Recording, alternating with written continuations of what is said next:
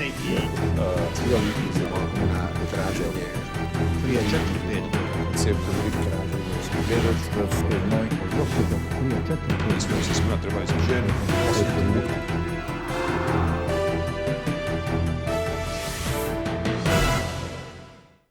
Добро вечер, јас сум Васко Ефтов. Ова е емисијата во Центар на Канал 5 телевизија.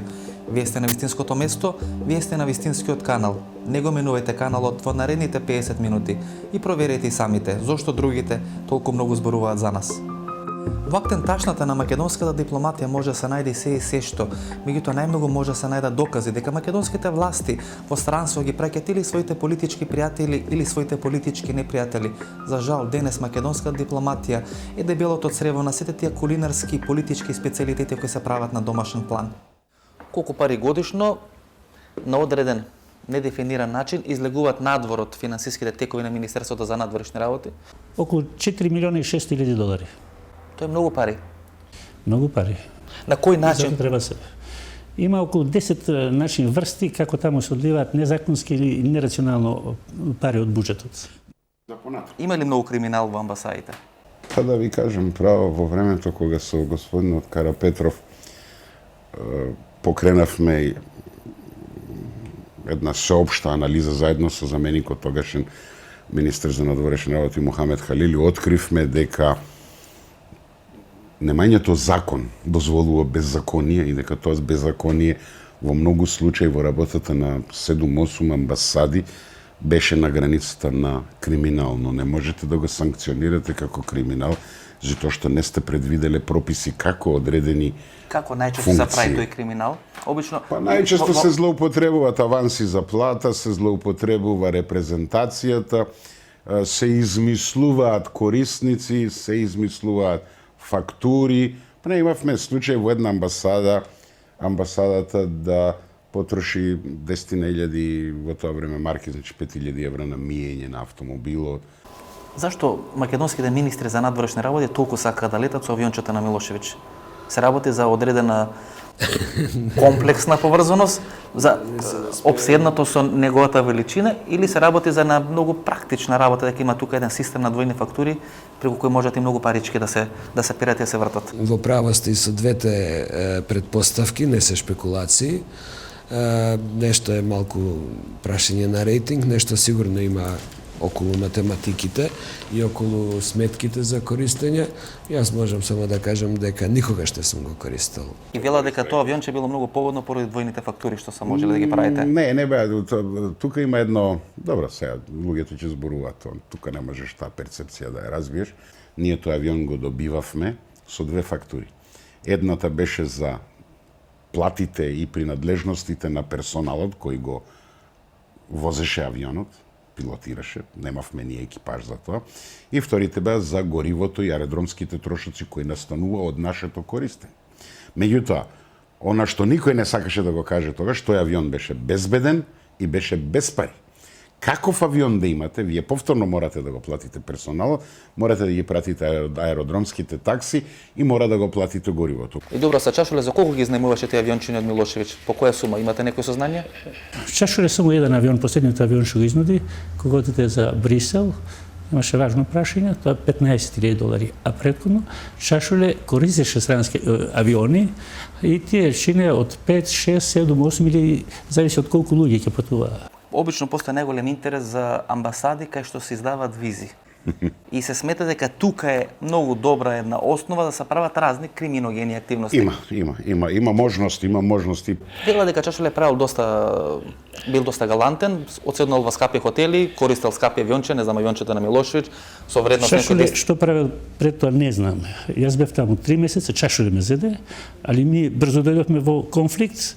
И ја мислам дека го спасив, како што го наговара, он ќе завршеше во затвор.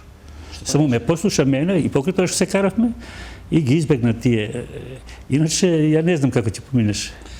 Затоа што праксата претходно била, земи го министерот во Скуцо. Каде може да се прави најголем криминал во дипломатијата од финансиски еден аспект? Па неколку можности се оној што е подобен за криминал. Прво околу играта со кириите, второ играта со сметките што се користат за репрезентација. И се разбира, оној што е податен за криминал, најголем криминал може да прави околу купувањето на недвижностите. Александар Димитров, као министар, издава дипломатски пашош на еден чешки државлянин, Оскар Давид, за да отвори амбасада во Чехословачка. Истовремено и полномошно да може да се задолжи во името на Република Македонија, што по никој закон тоа не се уклапа. И тој човек бил обичен преварант, паѓа во затвор. Али се задолжил на наше име, закупувал намештај и други работи и адвокатот на тие оштетени лица бара да ние ја компензираме нивната оштета. Кога влегов ја во истрага на таа документација, кај Габере, ваму, таму, нигде да ја најдам. А писмото од адвокатот стои. И не знам што да одговорам. Кој го издаде овај пасошот? Проверувам по наредба на Александар Димитров. Не е никој изнад законот. Ни Сашо, ни министер, ни влада. За такви гафови се одговара многу потешко. Ова беше само почеток. Останете со нас и по рекламите и погледнете го вечерашното досие со работен наслов сите глупости и скандали на македонска дипломатија.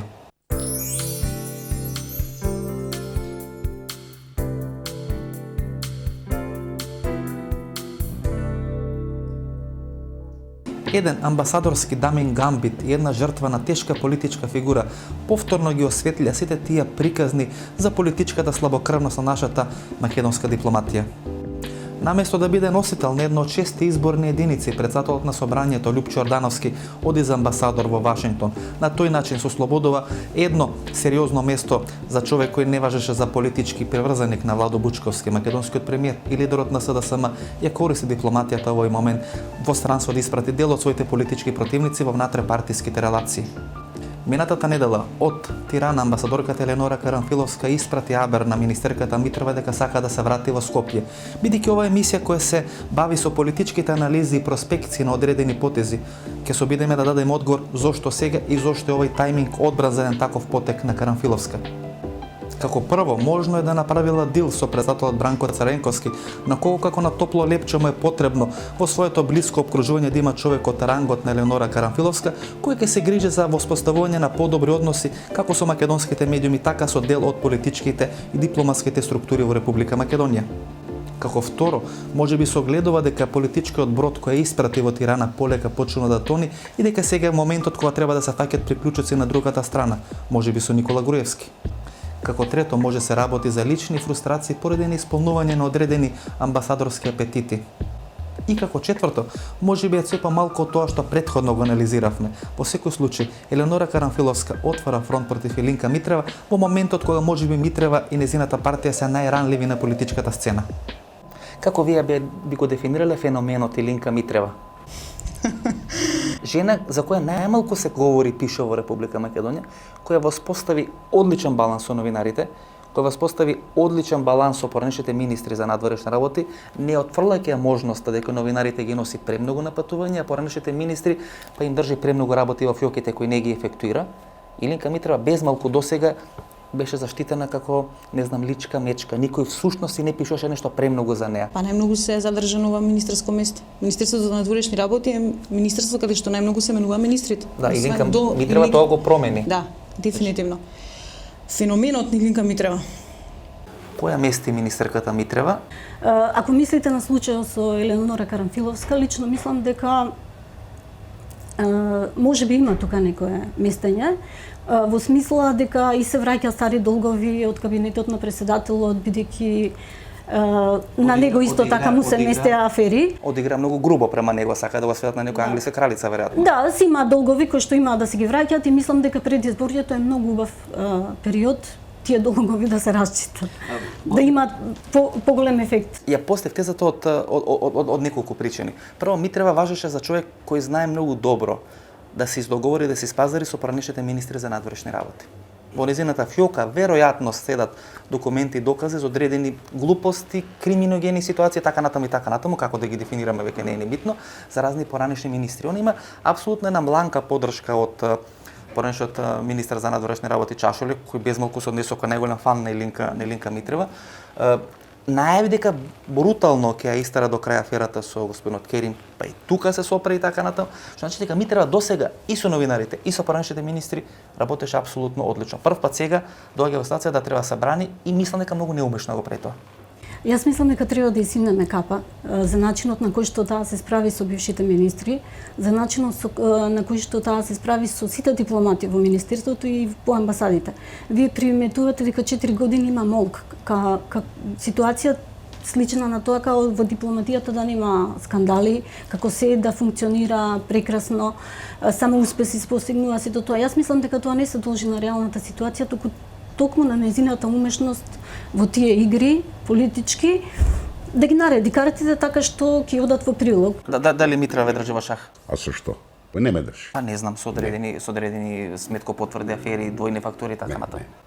Нема такви работи. Сето тоа е, како да ви кажем, една конструкција. Како оценувате работата на Митрева? Јас работата на Митрева ја оценувам доста конфузно. И како ти би го дефинирала тој феномен на Илинка Митрева? Последна од врвното раководство на СДСМ добива многу мокна функција, крваво ги одработува сите своји потези во кариерата и кога ќе ги добие работите, грчевито се бори за нив. И останува до крај. Видовме кај не се. И влага во еден конфликт со Бранко Царенковски, кој ваеше секој за еден протеже неизен во политичките игри. Па не знам баш дали е конфликт.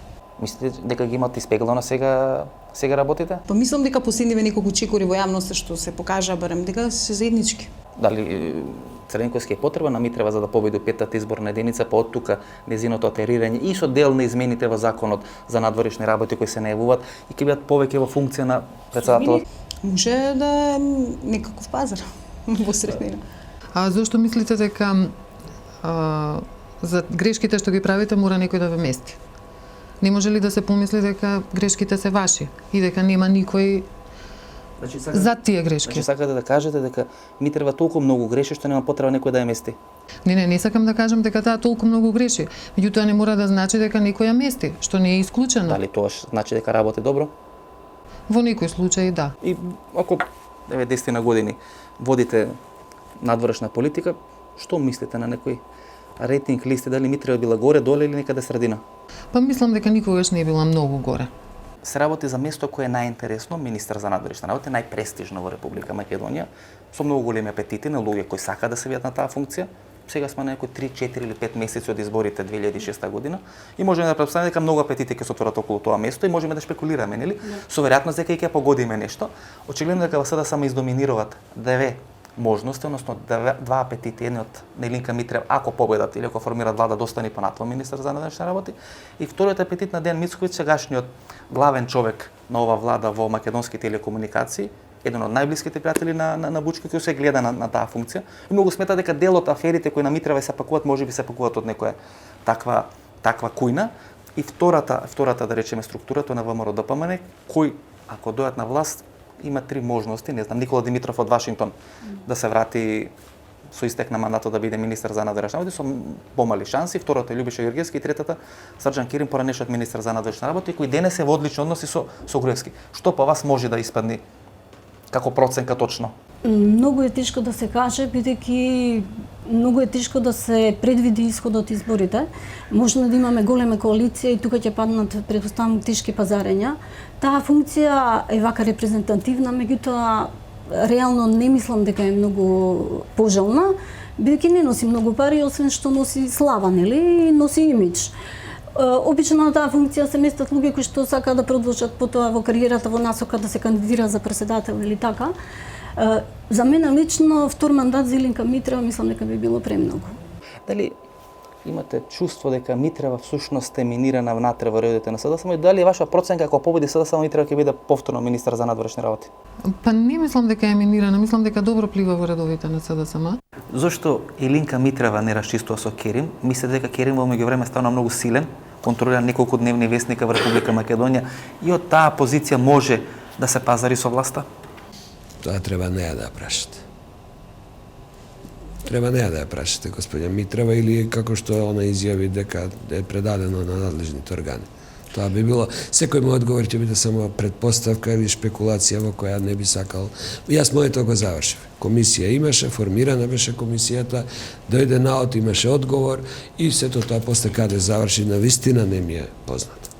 Дали Керим беше амбасадорот или министерот или дипломатот на Република Македонија кој имаше најширока рака, што се вели беше најгалантен, најмногу трошеше и најдобро во тој правец се представуваше Република Македонија како земја на успешни и богати дипломати. Го плаќаше повеќе од дозволената сума, мислам дека му беше дозволено негде околу $8,900, не сум точно сигурна, он плаќаше околу $11,000 месечно само за станот.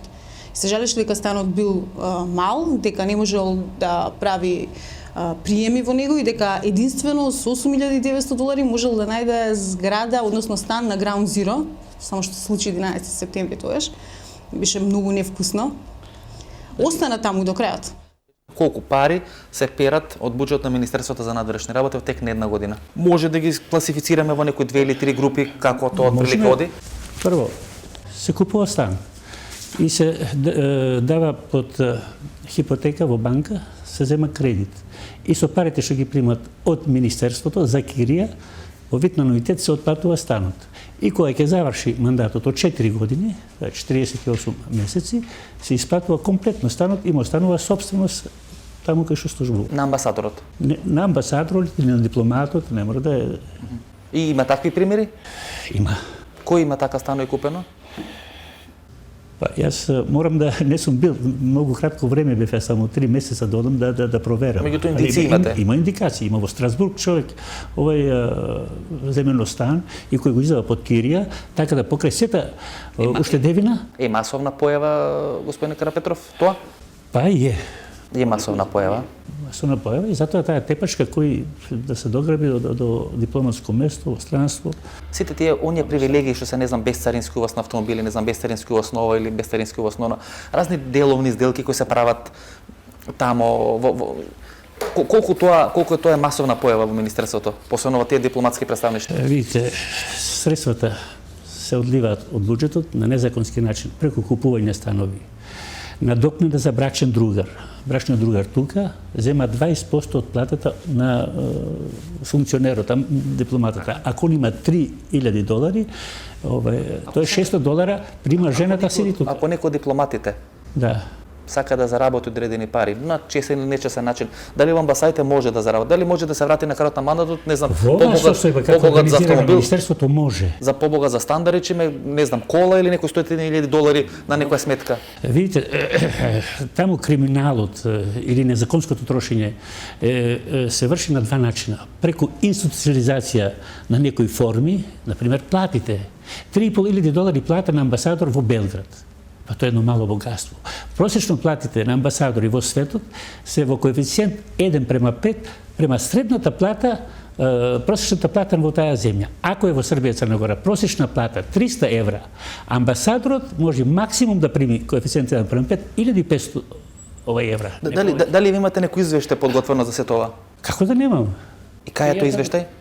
Го дадов, презентирав кај министерот и Чашулек знае и министерката Илинка Митрова. И како заврши тој извештај? Ништо. А вие како завршивте? Мене ми изфрлија доставно. И тоа на еден зверски начин. Од работа? Од работа. Имаше после злобни коментари дека ве сврли од работа биќе сте биле дел од таа нека удбашка структура на поранешниот сојузен секретарат за надворешни работи, дека поради тоа ве трнале настрана. Дали Карапетров е дел од, зашто има обично нели две структури, едната е дипломатска, едната е она разузнавачка. И бевте велат таа разузнавачка. Видите, и сте правеле проблеми. Тоа е служба за безбедност. Карактерот на Министерството за надворешни работи е безбедност. Као Министерството за одбрана, Министерството за внатрешни работи и Министерството за надворешни работи. Доека едниот државата ја чува со тенк, другиот со пендрек, а третиот со информации. Информација е главниот и финален продукт во дипломатијата. Ајде да расчистиме една фама. Има ли професионалци у МНР? Бидејќи ние 15 години говориме, леле, зашто праќаме луѓе од општествениот? Нема. Затоа што не им помагаме и на тие талентирани луѓе да се изградат.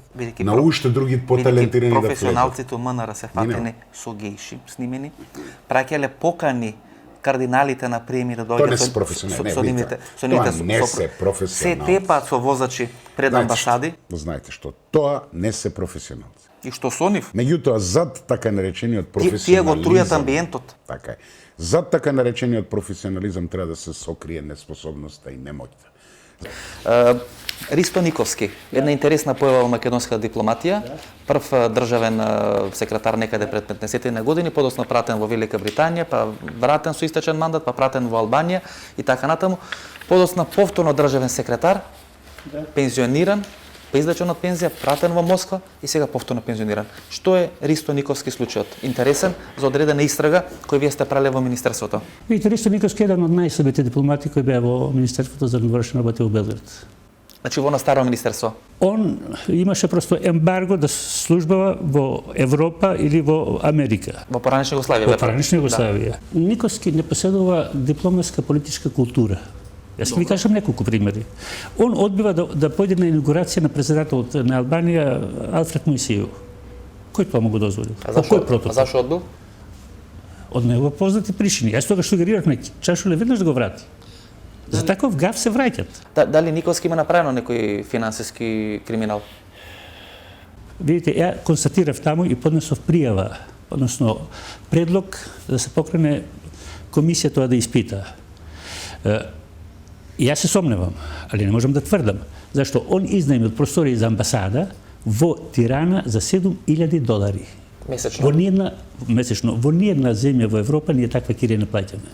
Него подпишал тој договорот, него го дал таму некој референт или трети секретар и така натаму. Кога побарав понуди од Албанија, да ми дадат колку кошта цени на простории, јас имам и документ, вилата на Зогу кралот, да ја земите под најм, $3,500 Долари? Долари. Месечно? Месечно. И плюс тоа, да оваа зграда што ја зел Никовски, сето државање паѓа на терет на наша страна. Моравме да вршиме инсталација, водовод, канализација, ремонт, има документација колку е се пари потрошено. Ја го прашувам, каде е совеста? Овдека стои во оваа книга, која ми е жал што не ја читат, стои јасно означена препорака до сите дипломати.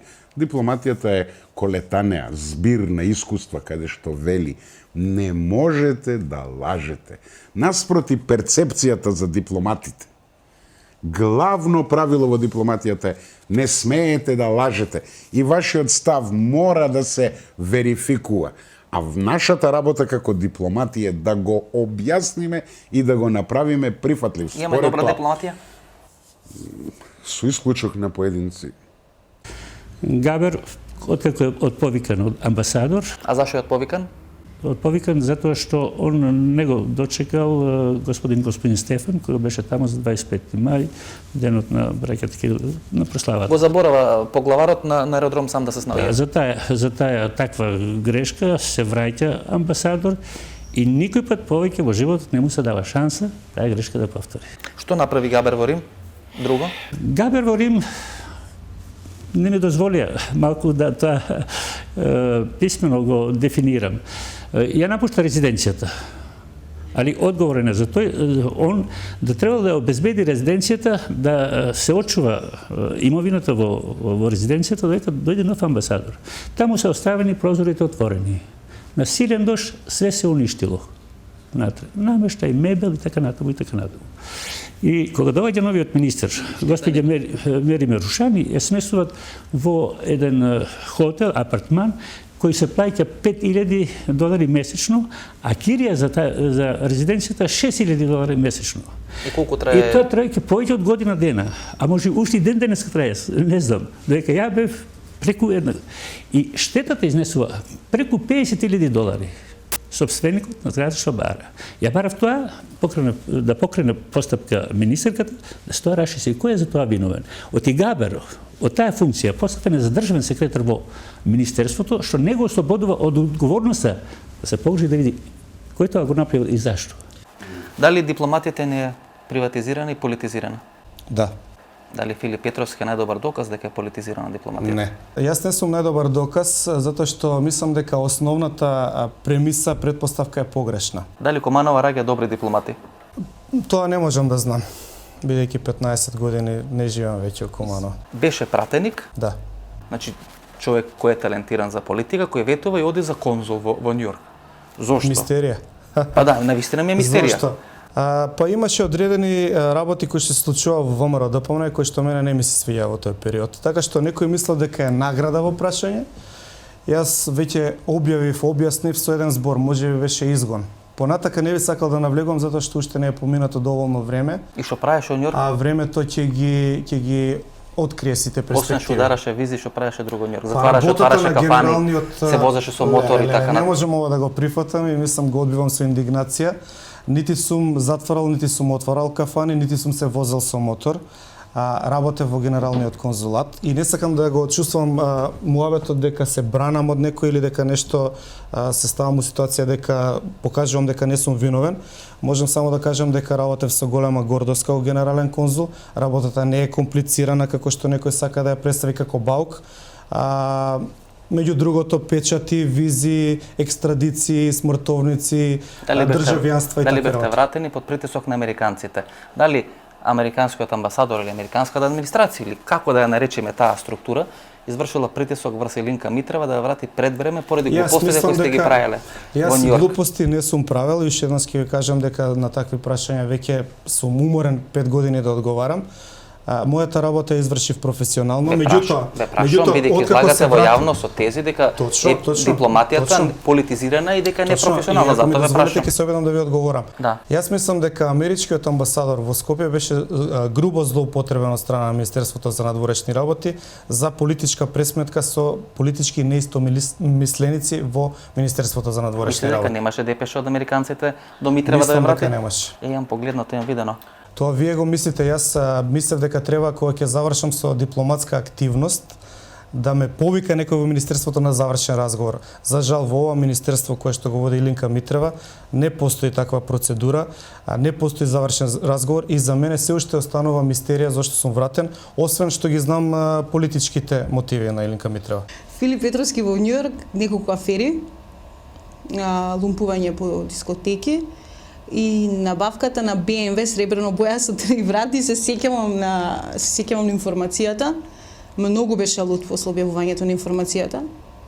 Дори кога се врати тука се закануваше. Толку ве нервира Илинка Митрева?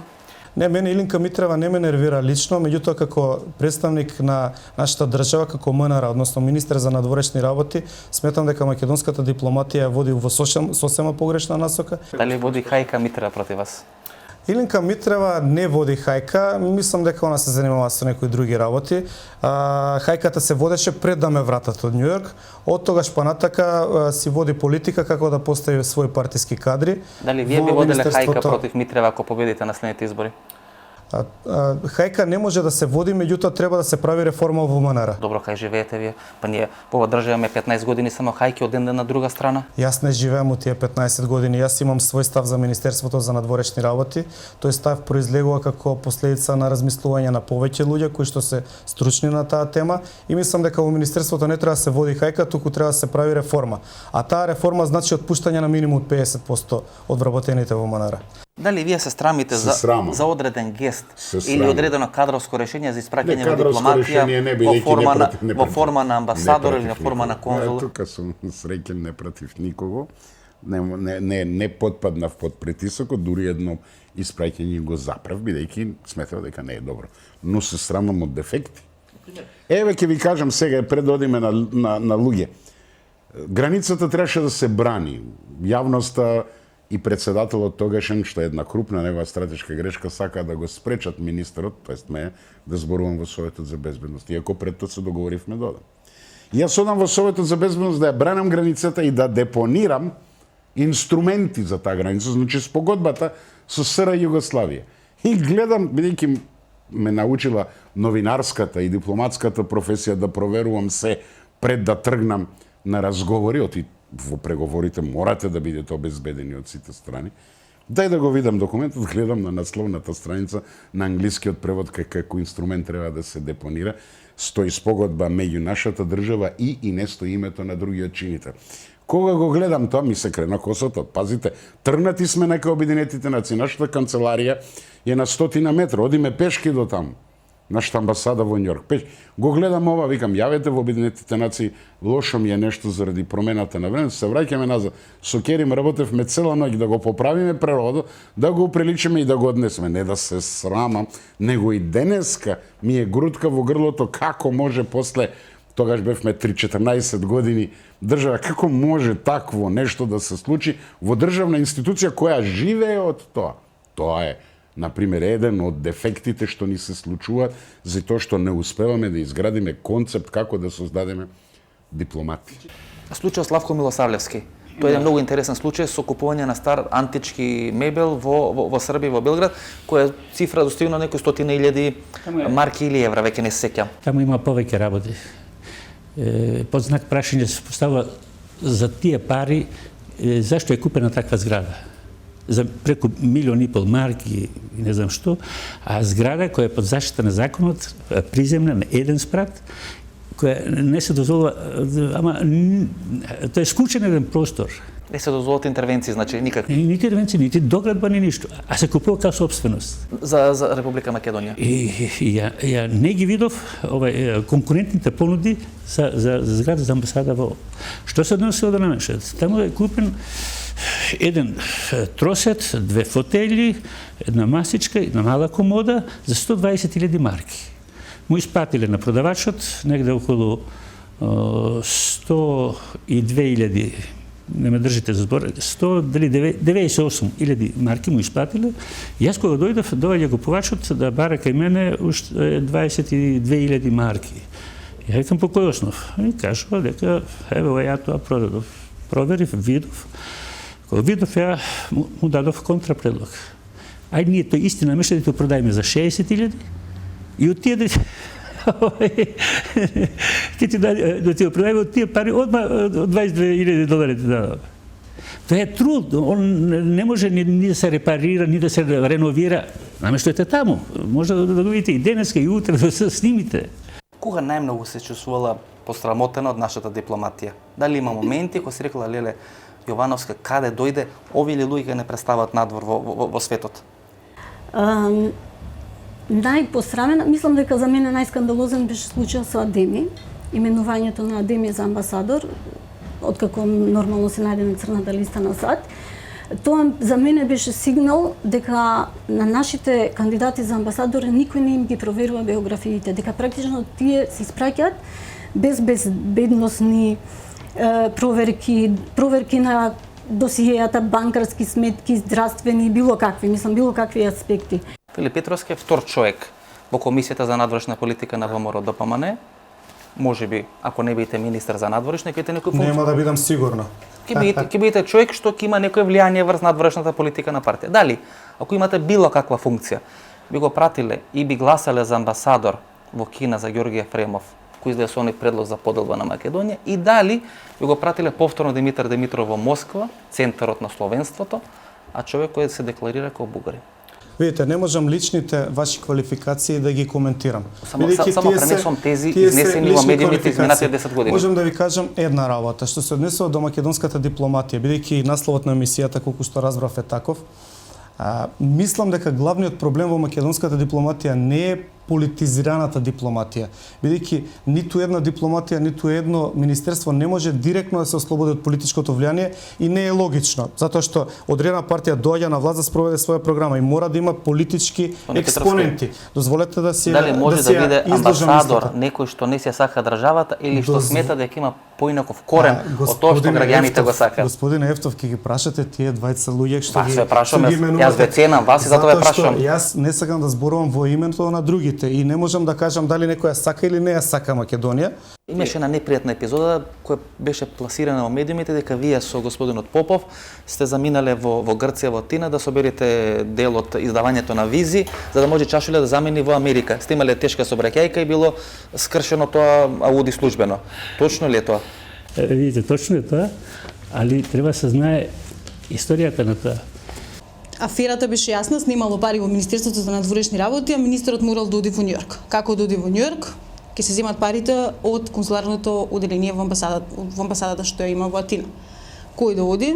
Игор Попов и Трифун Карапетров. Но треба толку пари на чашуле за Америка да појде во Валдорф Асторија или што е Нема работата? прашање чашуле, тоа е измислена работа само да му се наштити на чашуле и мене лично. Јас отидов таму со патен налог од државниот секретар. Таму најдовме околу $100,000 во каса, не ги даваат, за плата се и чуваат. Наплатуваат од конзуларни такси и бидејќи немавме сметка поради БРМ што бара Грција и секој пат парите таму се носиле на ваков начин. И тогаш требаше парите, еве, јас ја покажам тука признаницата. Донесовме 40,000 од таму да ги ставиме, ја ги предав во благајна во министерството. $40,000. А? Долари или евра? $40,000. И кај беше таа собрекајка?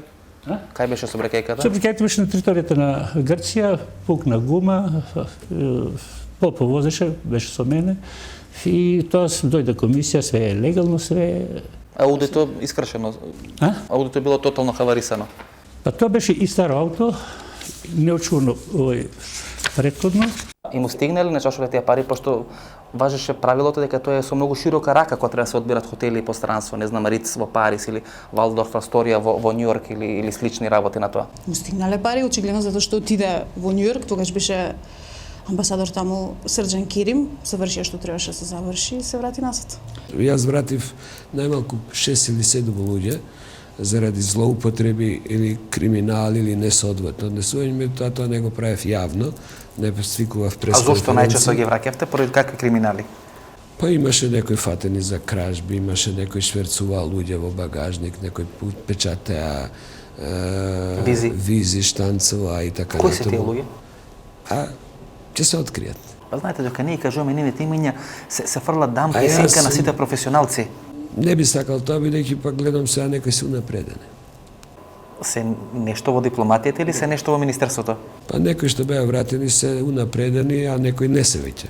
Двајца случаи веќе не се во дипломатијата во времето јас кога бев, заради шверц на луѓе во багажник, од една земја во друга. Од која земја во која? Па ако добро сеќам, Романија. Од Романија во Србија? Бугарија или Србија, се едно каде. Така што сима министерот треба да контролира сета работа во министерството, меѓутоа не е повиканиот да кажува дали има криминал, затоа има надлежни служби и тие треба да постапуваат. Ги имавме документите за тоа што се случувало во Букурешт.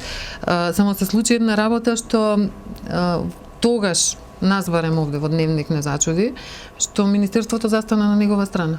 А за што се работеше? Беше формирана некоја комисија да го испита целиот случај и комисијата го заштити.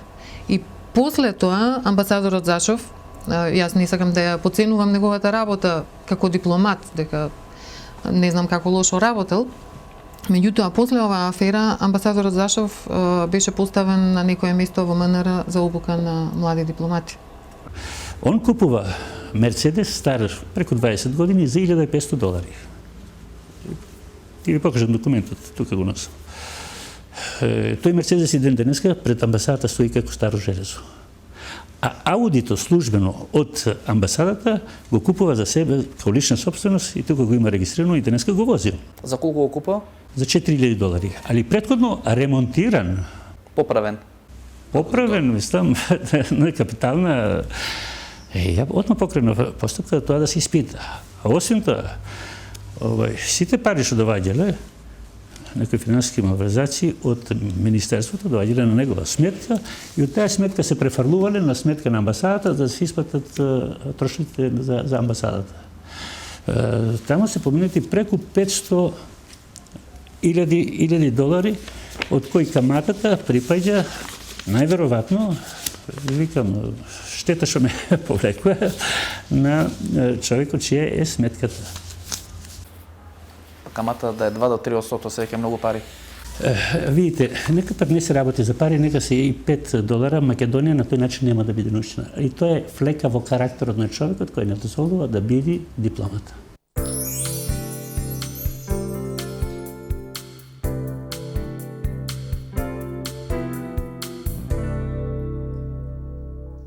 Во текот на 2003 година, Елеонора Карамфиловска е испратена за амбасадор на Република Македонија во Тирана, откако претходно стана сопруга на висок функционер на НАТО во нашата држава. Нормално ли е, Димитров, да оди човек за амбасадор во Тирана, а сопругот да му е висок функционер на НАТО во Република.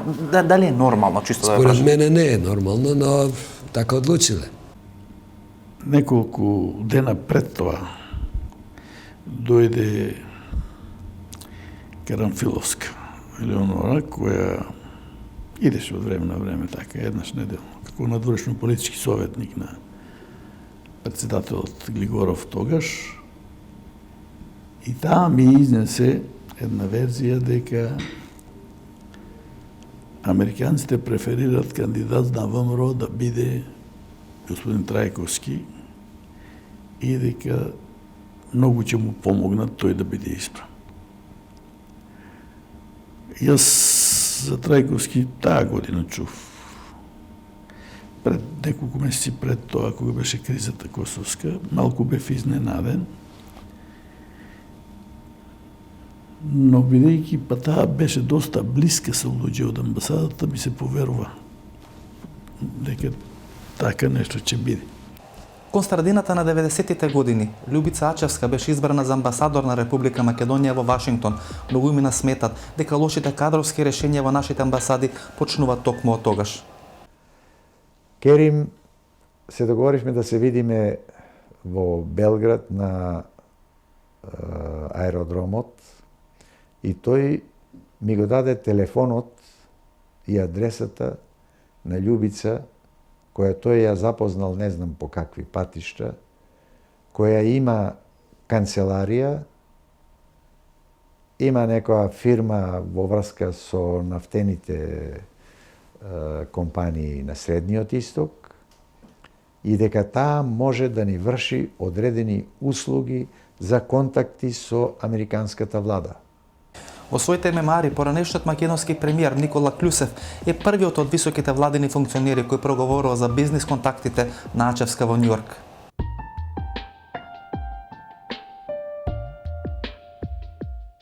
При втората посета на Македонија од страна на госпогицата Љубица Ачевска, министерот за стопанство Стојан Трајановски ме посети и ме запозна со содржината на нацрт договорот.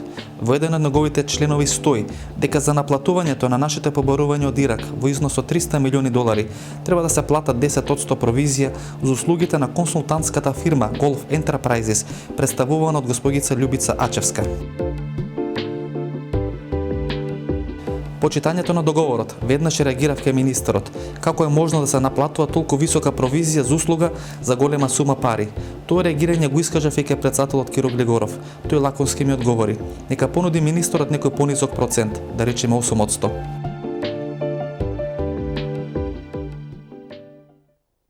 Радмила Кипријанова, како тогашен владен подпредседател, добија греман да биде новиот амбасадор на Македонија во Вашингтон. Веќе ги почна и своите консултации и оперативни подготовки, меѓутоа Трајковски не го потпише указот за незиното заминување. Па кажете, кој е тој кој што носи барем малку интегритет на својата личност да остане и да биде покритие за нешто. И она што се случуваше после, ја мислам, тоа беше уште едно тонење на Република Македонија, кое што еве доведе за жал до таму до каде што се наоѓаме. На почетокот на 2001 година, министерот за надворешни работи Срџан Керим го испреќа тој непристоен предлог до неколку функционери на СДСМ. Единствено на таа јадица се фаќа Нано Ружен, кој заминува во Брисел. СДСМ го исклучува од сите партиски функции, бидејќи смета дека таа лакомост за амбасадорска функција на Ружин им задава нож во грб. Бидејќи во тој момент СДСМ се бори за смнување на ВМРО од власт, тоа е периодот на правење на ново парламентарно мнозинство и откривањето на аферата со прислушкување. Дали вие сметате дека треба оваа влада да падне? Да. Како вие се борите да падне оваа влада? Со давање на една инфузија, со одење во Брисел? Јас мислам дека владата на следните избори ќе ги измери својата вредност. Вашата партија смета дека 2 години е преголем период за да се остане ова власт на чело на државата, бидејќи може да направи големи штети. Вие сте член на претставителство, значи имате еден таков партиски став. Јас можам да се согласувам или да не се согласувам со тој став, меѓутоа тука го анализираме тој став на вашата партија. Партијата смета дека се 2 години премногу за оваа власт, така. Да, дали вие сметате исто? Јас сметам дека секоја власт во Македонија треба да си го одработи својот циклус.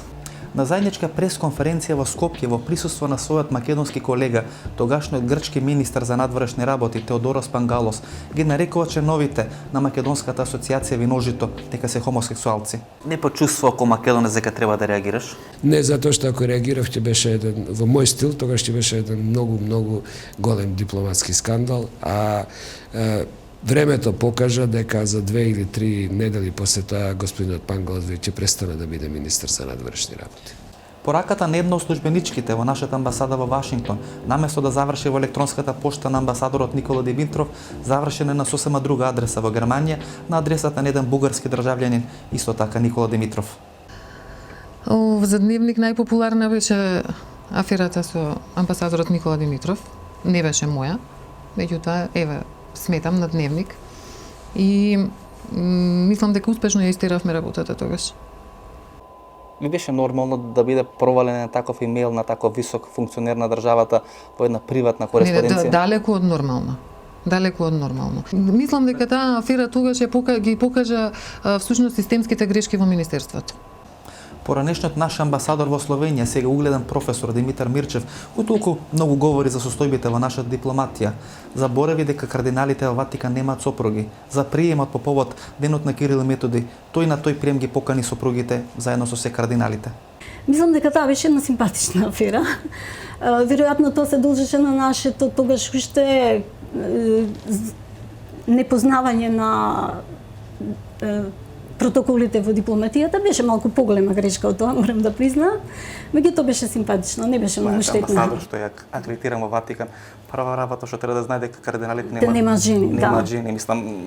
Претпоставам дека тоа е технички изведено. Истите покани што се праќале на друга адреса биле пратени во Ватикан, некој не се потрудил да ги разграничи.